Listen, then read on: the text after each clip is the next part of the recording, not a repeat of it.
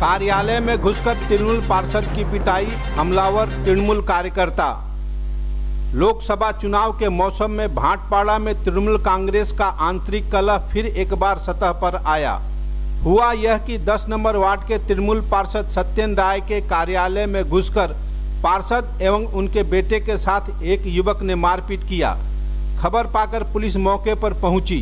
তখন আরম্ভ করে দিল আমার মা মাসি কিস্তি করতে আমাকে তখনই বললো মানে ও পুরো গাঁজা খেয়ে এসছে না। তারপরে আমার ছেলে কিছুক্ষণ পর আসলো, ও বলে যাচ্ছে এখানে কিস্তি করে যাচ্ছে, সবাই ছিল, ওই এও ছিল, আমাদের ওই মেয়েটা ও ছিল না। হঠাৎ করে আমি জানি না ওর কি হয়েছে, আমি বুঝি না।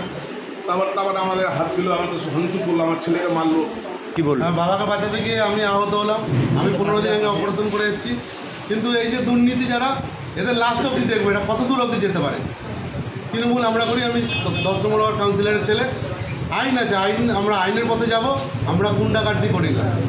मारपीट करने वाला तृणमूल कार्यकर्ता देवराज राय स्थानीय युवक है। उसका आरोप है कि पार्षद से रेसिडेंशियल सर्टिफिकेट लेने गया था। उस समय पार्षद एवं उनका बेटा दोनों मिलकर उसे मारे। ये সার্টিফিকেটটা আমি আনতে গেছি আমাদের কাউন্সিলর সত্যেন রায়ের কাছে। আমাকে বলছে আমাদের সার্টিফিকেট দিতে এসেছিস কেন?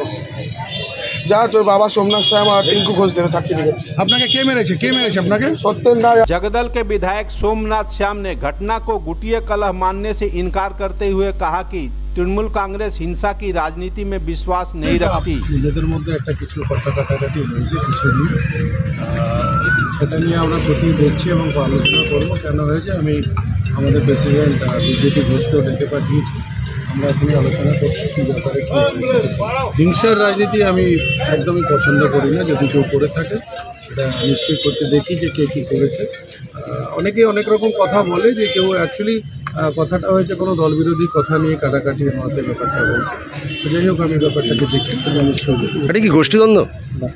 গোষ্ঠীদ্বন্দ্ব নয়, এটা নিয়ে ছোট্ট একটা কথা নিয়ে একটা ইস্যু হয়েছে, এটা গোষ্ঠীদ্বন্দ্ব বললে ভুল হবে।